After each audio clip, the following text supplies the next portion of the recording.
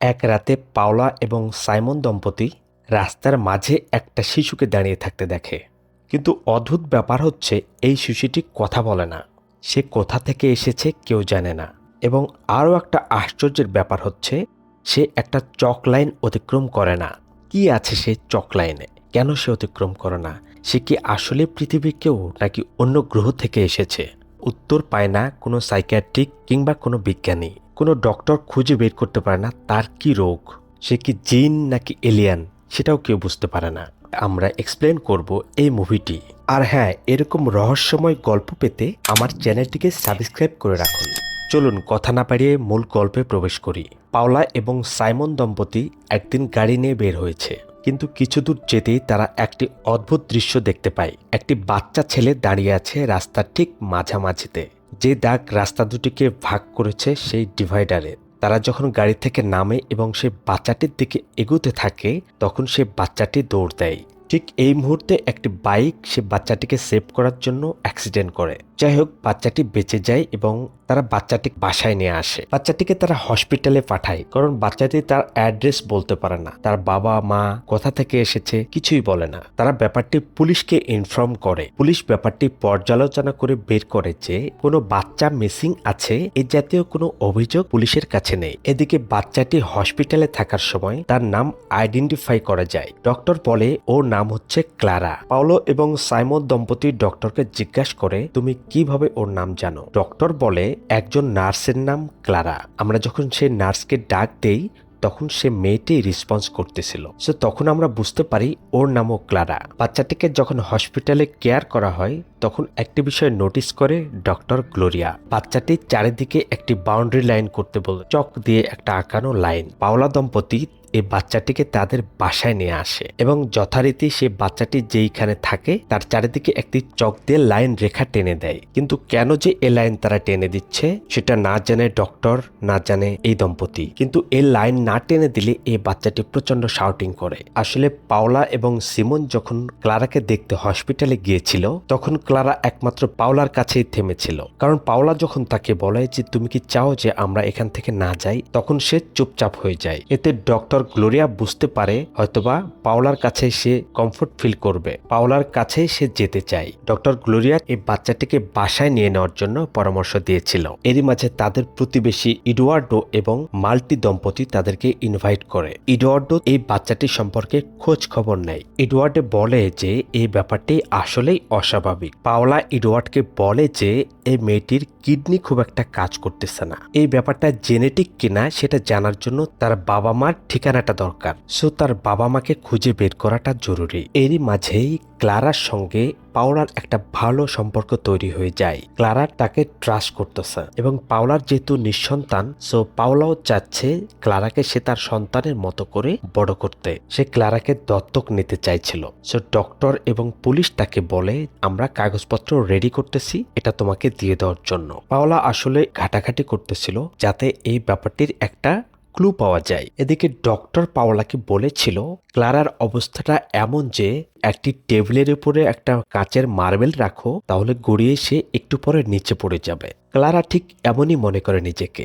সে মনে করে এই চকলাইনটা যদি পার হয় তাহলে সে ওই রকমের নিচে পড়ে যাবে এবং কোনো দানব তাকে গিলে খাবে। পাওলা ছিল একজন নিঃসঙ্গ মানুষ। এর আগে পাওলার বেশ কয়েকবার তার প্রেগন্যান্সি মিসক্যারেজ হয়ে গিয়েছিল। সো এই বাচ্চাটিকে পেয়ে পাওলা নতুন একটি পৃথিবী পেয়েছিল। পাওলা ধীরে ধীরে ক্লারার অতীত জানার চেষ্টা করে। ডক্টর তাকে বলেছিল যে ক্লারার শরীরে আঘাতের চিহ্ন ছিল, তার কিডনিটাও খুব ভালোভাবে কাজ করছিল না। আরেকটি গুরুত্বপূর্ণ তথ্য হলো ক্লারার চোখ ছিল অ্যাম্বিফিয়া, তার চোখ ছিল কিছুটা অসাড়। তাদের প্রতিবেশী ইডওয়ার্ডো তাদেরকে বলেছিল যে এই বাচ্চাটিকে হসপিটালে রাখাটাই বেশি নিরাপদ, কারণ তারা প্রফেশনাল। সো সামহাও সে চাচ্ছিল না যে এই বাচ্চাটি এইখানে থাকুক বা কেউ তাকে দত্তক নিতে চাক। ক্লারার সঙ্গে পাওলোর একটা বন্ধুত্বপূর্ণ সম্পর্ক তৈরি হয়ে যায় আস্তে আস্তে। একদিন পাওলো খেয়াল করে ক্লারা একটি ফুল গাছের দিকে তাকিয়ে আছে। সো পাওলো সে ফুল গাছটি তাকে কাছাকাছি নিয়ে এসে দেয়। কিন্তু এখানে পাওলা চাচ্ছিল তাকে এই লাইনের বাইরে নিয়ে আসার জন্য। সে ফুল গাছটিকে সরিয়ে নেয়, কিন্তু ক্লারা সেখান থেকে বের হয় না। পাওলি নতুন একটি লাইন ক্রিয়েট করে পরে পুরাতন লাইনটি মুছে দেয় এবং তার কাছাকাছি ফুল গাছটি দিয়ে দেয়। সো ক্লারা তখন এখান থেকে মুভ করে। সে যখন এই এক্সপেরিমেন্টটা করে ফেলে, তারপর সে বিভিন্ন জায়গায় তার রাস্তা বানিয়ে দেয়, যে রাস্তাগুলোতে সে মুভমেন্ট করতে পারবে। তার ফ্রিজের কাছে, তার রান্নাঘরে এবং ওয়াশরুমে। ক্লারাকে নিয়ে রীতিমতো লেখালেখি হচ্ছে বিভিন্ন পত্রিকায়। অদ্ভুত একটি বাচ্চা পাওয়া গেছে বলে প্রচার করা হলো। এই বাচ্চার দাবিদার কেউ এখন পর্যন্ত আসে নাই। পুলিশও হিমশিম খেয়ে যাচ্ছে এই বাচ্চার রিয়েল অ্যাড্রেস বের করতে এবং তার প্যারেন্টসকে বের করতে। এরপর একদিন ডক্টর গ্লোরিয়া আবারও আসে ক্লারার সঙ্গে দেখা করতে। ডক্টর গ্লোরিয়া তাকে একটি চক দিয়ে আঁকানো বক্সের মধ্যে বন্দি করে ফেলে এবং সে ক্লারাকে এখান থেকে বের হতে ফোর্স করে। যদি সে বের না হয় তাহলে লাইনটি মুছে দেওয়ার জন্য হুমকি দেয়। কিন্তু ডক্টর যখন ফোর্স করে তাকে এটা করতে বাধ্য করে, তখন ক্লারা প্রচন্ড চিৎকার শুরু করে দেয়। পাওলা তখন তাকে পিক করে এবং ডক্টরকে বলে এ জাতীয় এক্সপেরিমেন্ট আর না করার জন্য। এবং ডক্টর যখন এই এক্সপেরিমেন্ট করতেছিল, তখন সে এই কথোপকথনের অডিওটা রেকর্ড করে ফেলে। এই রেকর্ড অ্যানালাইসিস করে বোঝা যায় যে ক্লারা এখানে বেশ কয়েকটি শব্দ উচ্চারণ করেছিল। ডক্টর আসলে এটাই চাচ্ছিল, সে যাতে কিছু একটা বলে এবং তার এই কথার মাধ্যমে যদি কোনো ইনফরমেশন পাওয়া যায়। সে এখানে কয়েকটি শব্দ বলার মধ্যে একটি বলেছিল, সেটা হচ্ছে বোমা। এটি একটি জার্মান শব্দ, এর অর্থ হচ্ছে একটি দানব। ডক্টর তাকে বিভিন্ন রকম প্রশ্ন করে, কিন্তু ডক্টরের সে প্রশ্নের যথোপযুক্ত উত্তর দেয় না ক্লারা। পাওলা ক্লারাকে আশ্বাস দেয় যে তোমার সাথে আর এরকম ঘটনা কখনো ঘটবে না। পাওলা তার বন্ধু ক্লাডিয়াকে তার বাসায় আসতে বলে। তার ছোট্ট একটা মেয়ে আছে, এই বাচ্চা আর ক্লারা একসঙ্গে খেলাধুলা করতে পারবে, এই উদ্দেশ্যে তাকে আমন্ত্রণ জানায়। পাওলা বলে যে সকালের ব্রেকফাস্টটা যেন তার বাসায় করে। তারা আসে এবং ক্লারাকে এই বাচ্চাটি জড়িয়ে ধরে, কিন্তু ক্লারা খুব একটা রেসপন্স করে না। কিন্তু নাস্তা খাওয়ার সময় এক অদ্ভুত ঘটনা ঘটে। ক্লাডিয়ার গলায় একটি কাচের টুকরো আটকে যায়। সে যখন এটা বের করতেছিল, তখন তার মুখ দিয়ে প্রচণ্ড রক্ত বের হয়। পাওলা এম্বারেজিং এর মধ্যে পড়ে যায়। তার বাসায় দাওয়াত খেতে এসে তার ফ্রেন্ড ক্লাডিয়াক অসুস্থ হয়ে গেল। ক্লাডিয়াককে সে কোনো রিজন বলতে পারে না কেন এটা হয়েছে, কিন্তু সিমন এই ব্যাপারটিকে সন্দেহ করে ক্লারার দিকে। সে পাওলাকে বলে এটা ক্লারাই করেছে এবং ক্লারা যে পেঙ্গুইন পুতুলটা নিয়ে খেলে, সে পুতুলটার ভিতরেও অনেকগুলো গ্লাস ছিল। এটি সাইমন পাওলাকে দেখায়। সাইমন ক্লারাকে অশরীরী টাইপ কিছু মনে করে এবং প্রথমে খুশি হলেও এখন সাইমন এই বাচ্চাটিকে তার বাসা থেকে দূরে কোথাও রেখে আসতে বলে। বুঝতেই পারছেন এটা একটা ভয়ঙ্কর ব্যাপার হয়ে গেছে, কারণ ক্লারা আসার পর থেকেই এই বাসায় অদ্ভুত অদ্ভুত ঘটনা ঘটা শুরু করেছে। এদিকে যে অডিও ফাইলটা রেকর্ড করা হয়েছিল, যে সাইকিয়াট্রিক ডক্টর সেটা রেকর্ড করেছিল, সে উদ্ধার করতে পারে আরেকটি শব্দ, সেটা হচ্ছে ক্রেইড। এটি একটি জার্মান শব্দ, এর অর্থ হচ্ছে চক। তার মানে সবাই বুঝতে পারে সে হয়তোবা জার্মান শব্দ জানে, কিন্তু সামহাও কথা বলে না। পাওলার ফ্রেন্ড গ্লোরিয়া এই গ্লাসের কথা জেনে যায় এবং সে জেনে যায় যে এই গ্লাসটি রেখেছিল ক্লারা। এটা সিমন তাকে বলে দেয়। আসলে সিমন চাচ্ছিল এই বাচ্চাটাকে এখান থেকে বের করে হসপিটালে পাঠাতে, কিন্তু পাওলা সেটাতে কোনোভাবেই সায় দিচ্ছিল না। সো সে তার জনমত তৈরি করার জন্যই তার ফ্রেন্ড সার্কেল সবাইকে এই ব্যাপারটি ফ্লাশ করে দেয়। এটাতে পাওলা প্রচণ্ড বিরক্ত হয়। পাওলা আসলে তার সব ফ্রেন্ডদের থেকেই দূরে সরে যাচ্ছিল, কারণ সবাই তাকে সাইকো মনে করতেছিল।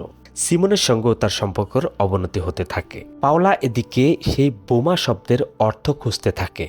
এটিও ছিল একটি জার্মান শব্দ। পাওলার ছোট বোন ক্লাউডিয়া এবং তার ফ্রেন্ড গ্লোরিয়া তারা সবাই মিলে আসে এই বাচ্চাটিকে তার বাসা থেকে বের করে দেওয়ার জন্য, কিন্তু পাওলা তাদেরকে তার বাসাতে ঢুকতেই দেয় নাই। তার একটাই ভয় ছিল, সে হয়তোবা ক্লারাকে হারিয়ে ফেলবে। ক্লারা কিছু ছবি এঁকেছিল এবং কিছু কাগজের তৈরি সিম্বলিক ডিজাইন করেছিল। ক্লারা এগুলো করেছিল তার নিশ্চয় কোনো একটা উদ্দেশ্য ছিল, কিন্তু ডক্টর এবং পাওলা কোনো কিছু মেলাতে পারে না। ক্লারা একটা ছবি এঁকেছিল, এই ছবিটি সে পাওলাকে দেখিয়েছিল, কিন্তু পাওলা এই ছবি সম্পর্কে তেমন কিছুই বুঝতে পারে না। তারা যখন এই ছবি নিয়ে অন্যরকম এক্সপ্লেনেশন করে, তখন ক্লারা রাগান্বিত হয় এবং এই ছবিটি নিয়ে চলে যায়। একদিন পাওলা একটি কফি খাচ্ছিল, ঠিক এই সময় তার গলায়ও সেই গ্লাসের টুকরো আটকে যায়। সেও অনেক কষ্ট করে এটা বের করে। সে ওয়াশরুমে গিয়েছিল এই কাচের টুকরোটি মুখ থেকে বের করতে। এটা বের করে যতক্ষণে ক্লারার কাছে আসে, এসে দেখে ক্লারা কোথাও নাই। ক্লারা অদ্ভুতভাবে ডিসঅ্যাপিয়ার হয়ে যায়। পাওলা কিছুটা ভয় পেয়ে যায়, আসলে ক্লারার সাথে কি হচ্ছে। ক্লারা যখন ডিসঅ্যাপিয়ার হয়ে যায় তখন তার মেইন দরজাটি খোলা ছিল। পাওলা পুলিশকে বলে যে ক্লারা বাইরে যেতে পারত না, সে কখনোই চক লাইন অতিক্রম করার মতো শক্তি রাখে না। তার প্রতিবেশীরা পাওলার বাসায় এসেছিল। প্রতিবেশীদের মধ্যে এডওয়ার্ড নামে একজন ক্লারাকে তার পূর্বের সন্তান নিয়ে কথা বলে। সে কিছুটা ট্রল করে, ইচ্ছাকৃতভাবেই পাওলাকে উত্তেজিত করতে চায়। পাওলা উত্তেজিত হয় এবং তাদেরকে বাসা থেকে বের করে দেয়। এর একটা রিজন আছে, এটা একটু পরে জানতে পারবেন। পাওলা এবং সিমনের দূরত্ব দিন দিন বাড়তে থাকে। সিমন ক্লেম করে যে পাওলা ফার্টিলিটির ইনজেকশন নিচ্ছে, কিন্তু তারা দুইজনে কথা বলে 1 বছরের জন্য এটা থেকে বিরতি নেওয়ার কথা বলেছিল। চুপি চুপি সে ট্রিটমেন্ট নিচ্ছিল। সিমন এটাতে অনেক মাইন্ড করে। সিমন ব্যাপারটি ভালোভাবে নেয় না। সে ক্লারা থেকেও দূরে থাকতে বলে, কিন্তু পাওলা তার সঙ্গে ডিসঅ্যাগ্রি করে। ডে বাই ডে ট্রমায় চলে যাচ্ছে পাওলা। এদিকে ক্লারা নিখোঁজ। তার হাজবেন্ডের সঙ্গেও তার সম্পর্ক ভালো না। সে কি করবে বুঝে উঠতেই পারে না। এরই মাঝে তার কাছে একটি টেলিফোন আসে। ওই পাশ থেকে ক্লারা তাকে কয়েকবার মা বলে ডাকে। পাওলা যখন তাকে প্রশ্ন করে তুমি কোথায় আছো, আর উত্তর দেওয়ার আগেই ফোনটি কেটে যায়। পাওলা পুলিশের কাছে বলে যে তার মেয়ে তাকে ফোন করেছিল। দ্যাট মিন ক্লারা তাকে ফোন করেছিল। পুলিশ এটা খতিয়ে দেখে এবং পুলিশ অদ্ভুতভাবে দেখে যে পাওলা যে অভিযোগ নিয়ে আসছে এই ফোনটি এসেছিল পাওলার নিচের নম্বর থেকে।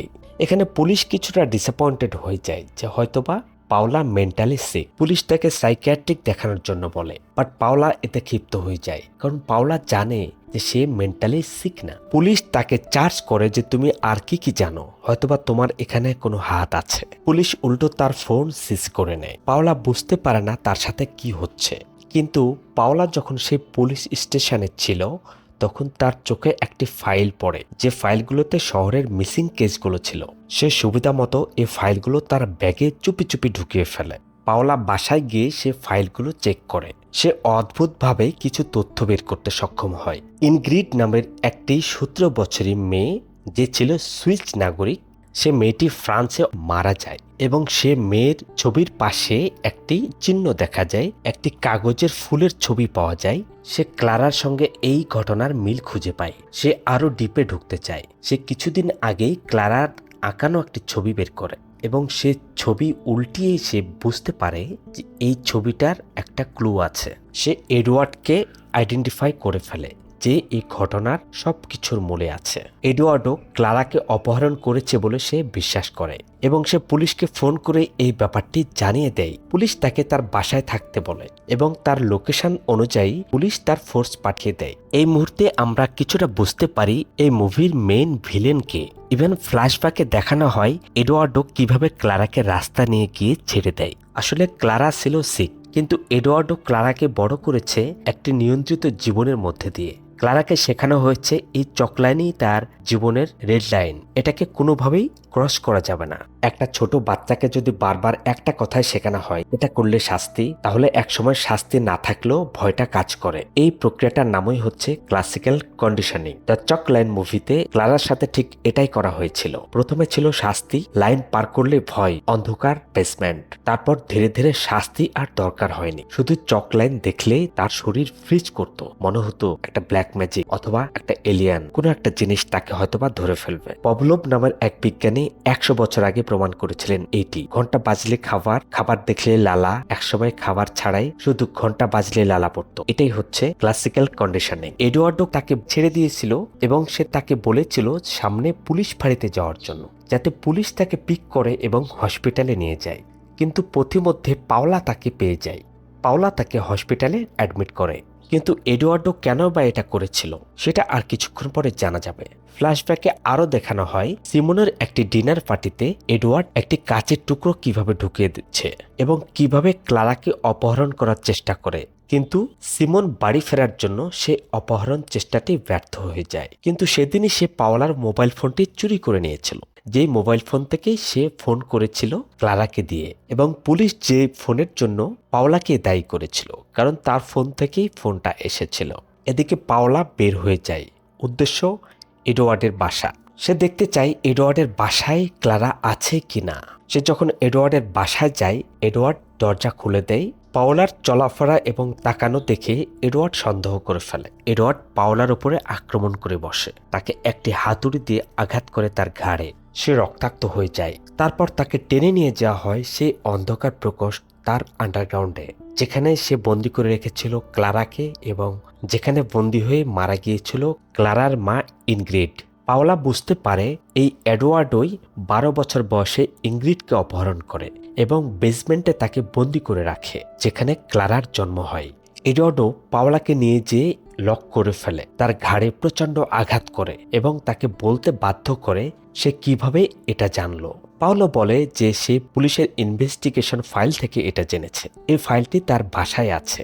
এডওয়ার্ডও পাওলার পকেটে হাত দেয় এবং তার গাড়ির চাবিটি বের করে। তার চাবিটি সে নিয়ে নেয়, কিন্তু এই চাবিটি বের করার সময় পাওলার পকেট থেকে একটি চক বের হয়ে পড়ে, যেটি পাওলা ভুলবশত রেখে দিয়েছিল। পাওলা একটি প্ল্যান করে। সে ক্লারাকে ডাক দিয়ে বলে যে তুমি খুব সাহসী মেয়ে, তোমাকে এই কাজটি করতে হবে। তোমাকে আমি একটি চক এবং একটি চক দিচ্ছি, এটাই দিয়ে তুমি তোমার লাইনগুলো এক্সটেন্ড করবা এবং এখান থেকে বের হয়ে যাবা। 2টি চক মারলেও ক্লারা একটি চক হাতের কাছে পায়। ক্লারা এডওয়ার্ডোকে চকটি দিয়ে মিসগাইড করে। সে চকটি আলমারি বরাবর নিয়ে যায়। এডওয়ার্ডো যখন সে ফাইল নিয়ে আবার বাসায় ব্যাক করে, তখন দেখে যে আলমারি বরাবর একটি চকের রাস্তা আছে। সে ক্লারাকে ডাকে, কিন্তু ক্লারাকে সে খুঁজে পায় না। ক্লারা একটি গোপন জায়গায় লুকিয়েছিল। সুযোগ বুঝে ক্লারা বের হয়ে যায় এবং গেট পিছন থেকে লাগিয়ে দেয়, যার ফলে এডওয়ার্ডো বন্দী হয়ে পড়ে। ক্লারা একটার পর একটা চকের লাইন এক্সটেন্ড করে এবং একটার পর একটা চকের নতুন লাইন তৈরি করে। এভাবে সে বাইরে পর্যন্ত যেতে সক্ষম হয়েছিল। সে যখন গেটের চলে যায়, তখন চক দিয়ে আঁকানোর মতো আর কোনো অবস্থায় ছিল না। কিন্তু এদিকে তাকে বাঁচতে হলে তাকে এখান থেকে বের হতে হবে, পুলিশকে জানাতে হবে। সামনে সাইমনকে দেখে, প্রচন্ড জোরে চিৎকার করতে থাকে ক্লারা, কিন্তু সাইমন দুর্ভাগ্যবশত তখন ফোনে কথা বলতেছিল। সো সাইমনের চিৎকার সে শুনতে পায় না। এদিকে ক্লারা চিৎকার করতে থাকে। যখন সাইমন শুনতে পায় না, তখন ক্লারা সিদ্ধান্ত নেয় এখান থেকে বের হয়ে যাওয়ার। সে তার পাটি বাড়িয়ে দেয় এই চকলাইনকে ক্রস করার জন্য, কিন্তু প্রথম দিকে সে সাহস পায় না। পরে একসময় সে এই লাইনটি ক্রস করে বের হয়ে যায় এবং সে বুঝতে পারে এই লাইনটি বের হলে তাকে কোনো দানব আক্রমণ করে না, তাকে কোনো অশরীরী খেয়ে ফেলে না। এটি তার নিছক একটি ভয় ছিল, যেটা তার মনের মধ্যেই ছিল। এই ভয়টি সে মনের ভিতরে লালন পালন করেছিল। ছোটকাল থেকে তাকে এটাই শেখানো হয়েছিল যে এই চক লাইনটাই তার রেড লাইন, কোনোভাবেই এটা অতিক্রম করা যাবে না। কিন্তু সে গুটি গুটি পায়ে সামনে আগায় এবং একটি জায়গায় দাঁড়িয়ে থাকে। সে সাইমনকে ডাকতে থাকে। এডওয়ার্ডের স্ত্রী ছিল মালতিও এডওয়ার্ড থেকে তার সন্তানদেরকে দূরে রেখেছিল, কারণ মালতি জানতো এডওয়ার্ডের সেই গোপন প্রকোষ্ঠের কথা। এই মালতি ক্লারাকে দেখে ফেলে। সেও পুনরায় ক্লারাকে অপহরণ করে, তার মুখ চেপে ধরে এবং তাকে সে বাসায় নিয়ে যেতে সক্ষম হয়। কিন্তু পুলিশ সব খবর জেনে গিয়েছিল ইতিমধ্যেই। পুলিশ সেই বাড়িটি ঘিরে ফেলে এবং এডওয়ার্ডকে ধরে ফেলে, সাথে মালতিকেও। পুলিশের স্পেশাল টিম সে বাসায় অভিযান চালায়। এডওয়ার্ডোর সেই সাম্রাজ্য ভেঙে পড়ে। কিন্তু প্রশ্ন হচ্ছে, এডওয়ার্ডো কেন এগুলো করেছিল? এডওয়ার্ডো ছিল আসলে মানসিক সমস্যা। সে মানুষকে নিয়ন্ত্রণ করতে ভালোবাসত। এই নিয়ন্ত্রণ করার মধ্যে তার স্ত্রী সন্তানকেও সে ছাড় দেয় নাই। তার আদরের ছোট্ট সন্তানকেও সে শিখিয়েছিল এই রেড লাইন পার হওয়া যাবে না, যেটা ছিল সিম্পল একটি চক দিয়ে তৈরি লাইন।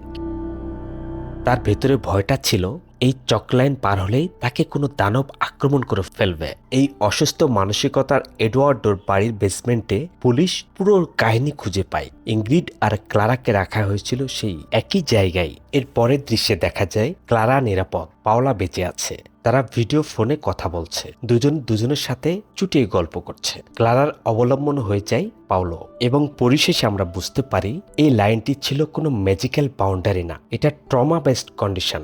এভাবেই শেষ হয়ে যায় এই মুভিটির গল্প। কিন্তু এই মুভিটি আমাদেরকে শেখায় সবচেয়ে ভয়ঙ্কর দানব কোনো জাদু নয়, কোনো মন্ত্র নয়, কোনো জিন ভূত কিছুই নাই। সব থেকে বড় ভূত আমাদের মাথার ভেতরে। আমাদের মস্তিষ্কই আমাদেরকে নিয়ন্ত্রণ করে, আমাদের মস্তিষ্কই আমাদেরকে মোটিভেশন দেয়, আমাদের মস্তিষ্কই আমাদেরকে অলস বানিয়ে ফেলে। সো আমরা যদি আমাদের মস্তিষ্ককে কন্ট্রোল করতে পারি তাহলে আমাদের লাইফের অনেক কিছু কন্ট্রোল করে ফেলতে পারবো। কেউ যদি শিখে যায় আপনাকে কিভাবে কন্ট্রোল করতে হবে তাহলে আপনার ব্রেন ওয়াশ করে সে এই কাজটি সহজেই করতে পারে। আপনি কি অশরীরই বিশ্বাস করেন, নাকি আপনি মনে করেন যে আপনার মস্তিষ্কই আপনাকে নিয়ন্ত্রণ করে? কমেন্ট করতে ভুলবেন না। আর হ্যাঁ, এরকম রহস্যময় গল্প পেতে আমার চ্যানেলটিকে সাবস্ক্রাইব করে রাখুন।